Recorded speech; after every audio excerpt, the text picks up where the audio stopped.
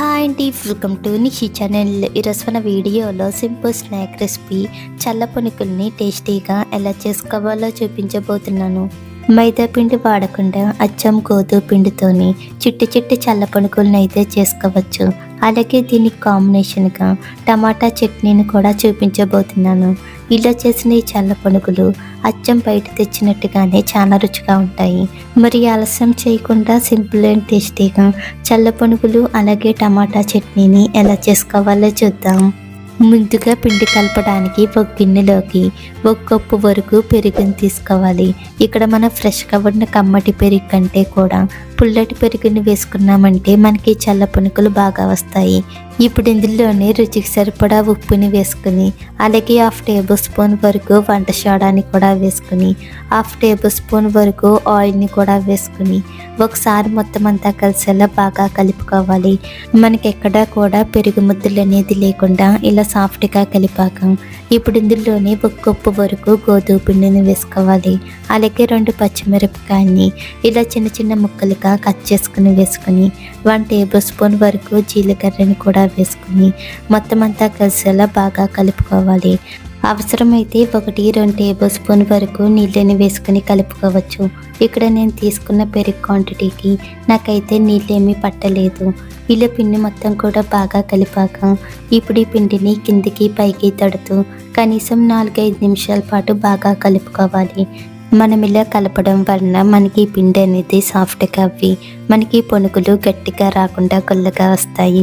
ఇలా ఇక్కడ చూపించే విధంగా పిండిని మరీ గట్టిగా కాకుండా మరీ పల్చగా కాకుండా ఇలా మీడియంగా కలిపాక ఇప్పుడు మూత పెట్టి 2 గంటల పాటు నానబెట్టుకోవాలి. మనం ఇలా నానబెట్టడం వలన మనకి పిండి అనేది బాగా పులిసి ఈ పునుకులు బాగా వస్తాయి.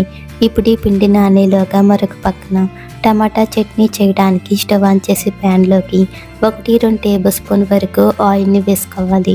ఆయిల్ వేడవిన తర్వాత 1 టేబుల్ స్పూన్ వరకు మినపగుళ్ళు వేసుకుని మంటను లో ఫ్లేమ్లో పెట్టి లైట్గా ఫ్రై చేసుకోవాలి. ఇవి కొంచెం వేగిన తర్వాత ఇప్పుడు ఇందులోనే కారానికి సరిపడగా 5-6 ఎండుమిరపకాయని ముక్కలు చేసుకుని వేసుకుని దోరగా ఫ్రై చేసుకోవాలి. ఇల్లు మినపగుళ్ళు ఎండుమిర్చి 2 కూడా దోరగా వేగిన తర్వాత మిక్సీ గిన్నెలోకి తీసుకుని పూర్తిగా చల్లారేంత వరకు పక్కన పెట్టుకోవాలి. ఇప్పుడు ఇదే ప్యాన్లోకి 1 టేబుల్ స్పూన్ వరకు ఆయిల్ వేసుకుని అలాగే 3 మీడియం సైజులో ఉన్న టమాటాలని ఇలా చిన్న చిన్న ముక్కలుగా కట్ చేసుకుని వేసుకోవాలి. ఇప్పుడు ఇందులోనే 1 గుప్పెడు వరకు కొత్తిమీర ఆకుని కూడా వేసుకుని అలాగే 1/2 టేబుల్ స్పూన్ పసుపు, రుచికి సరిపడా ఉప్పుని కూడా వేసుకుని ఒకసారి మొత్తం అంతా కలిసేలా బాగా కలుపుకోవాలి. ఇలా మొత్తం అంతా కూడా బాగా కలిపాక ఇప్పుడు మూత పెట్టి మంటని మీడియం ఫ్లేమ్లో పెట్టుకుని టమాటా ముక్కలు మెత్తగా అయ్యేంత వరకు మధ్య మధ్యలో కలుపుతూ మగ్గించుకోవాలి. ఇక్కడ మనం టమాటా ముక్కల్ని మరీ దగ్గరికంటా వేపాల్సిన అవసరం లేదు. ఇలా 2-3 నిమిషాల పాటు మగ్గేసరికి మనకి టమాటా ముక్కలు అయితే ఇలా మెత్తగా మగ్గిపోతాయి.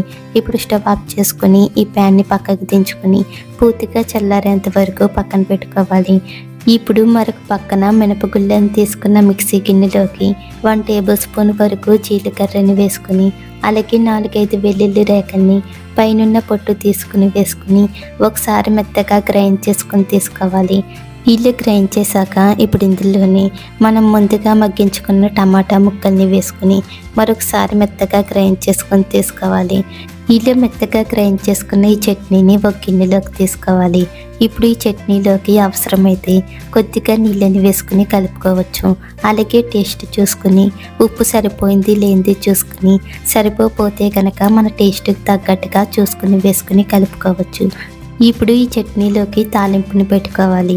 శనగపప్పు, మినప్పప్పు, ఆవాలు, జీలకర్ర, ఎండుమిర్చి, కరివేపాకుని ఆయిల్లో వేసుకుని దోరగా ఫ్రై చేసి చట్నీలో వేసి కలుపుకోవాలి. అంతే, సింపుల్ అండ్ టేస్టీగా టమాటా చట్నీ అయితే రెడీ అయిపోయింది. ఇప్పుడు ఈ చట్నీని రెడీగా పక్కన పెట్టుకోవాలి. ఇప్పుడు మరొక పక్కన 2 గంటలు అవ్వేసరికి మనకి పిండి కూడా బాగా పులుస్తుంది. ఇప్పుడు ఈ పిండిని మరొకసారి మొత్తం కలిసేలా బాగా కలుపుకోవాలి. ఇలా కలిపాక ఇప్పుడు స్టవ్ ఆన్ చేసి ప్యాన్లోకి డీప్ ఫ్రైకి సరిపడగా ఆయిల్ వేసుకుని బాగా వేడి చేసుకోవాలి. ఆయిల్ బాగా వేడవ్విన తర్వాత మంటను లో ఫ్లేమ్లో పెట్టి చేతికి నీళ్ళ తడిని చేసుకుంటూ కొద్దిగా పిండిని తీసుకుని చల్ల పునుకుల్లా వేసుకోవాలి. ఇక్కడ మనకి ఆయిల్ అనేది బాగా వేడవ్విందండి. మనం వేసుకున్న పునుగులు అనేవి ఇలా పైకి తేలుతాయి. ఇల్లు ప్యాన్కి సరిపడగా పునుగుల్ని వేసిన తర్వాత మంటని మీడియం ఫ్లేమ్లో పెట్టి స్లోగా అటు ఇటు కలుపుతూ లైట్గా గోల్డెన్ షేడ్ వచ్చేంత వరకు ఫ్రై చేసుకోవాలి. మనం మంటని ఫ్లేమ్లో పెట్టి ఫ్రై చేసామంటే ఈ పునుగులు త్వరగా కలర్ మారిపోయి లోపల పిండి పిండి కింద ఉండిపోతాయి. సో అందుకని అలా కాకుండా ఇలా మంటని మీడియం ఫ్లేమ్లో పెట్టి ఫ్రై చేసుకోవాలి. ఇల్లు పునుకులు లైట్గా గోల్డెన్ షేడ్ వచ్చిన తర్వాత ఆయిల్లో సెపరేట్ చేసి ఒక గిన్నెలోకి తీసుకోవాలి. ఇలాగే మనం కలుపుకున్న పిండిని అంతా కూడా చిట్టి చిట్టి చల్ల పునుకుల్లా వేసుకుని ఫ్రై చేసి ఒక గిన్నెలోకి తీసుకోవాలి. అంతే సింపుల్ అండ్ టేస్టీగా ఈవినింగ్ స్నాక్ రెసిపీ చల్ల పునుకులు అలాగే టమాటా చట్నీ అయితే రెడీ అయిపోయింది. ఇలా మనం చేసుకున్న ఈ చల్ల పునుకులు అచ్చం బయట తెచ్చినట్టుగానే చాలా రుచిగా ఉంటాయి. మీరు కూడా ఒకసారి ఇలా చేసి చూడండి. మరిన్ని టేస్టీ రెసిపీస్ కోసం మనిషి ఛానల్ని లైక్ చేయండి, షేర్ చేయండి, సబ్స్క్రైబ్ చేసి పక్కనే ఉన్న బెల్ బటన్ని క్లిక్ చేయండి. Thank you for watching.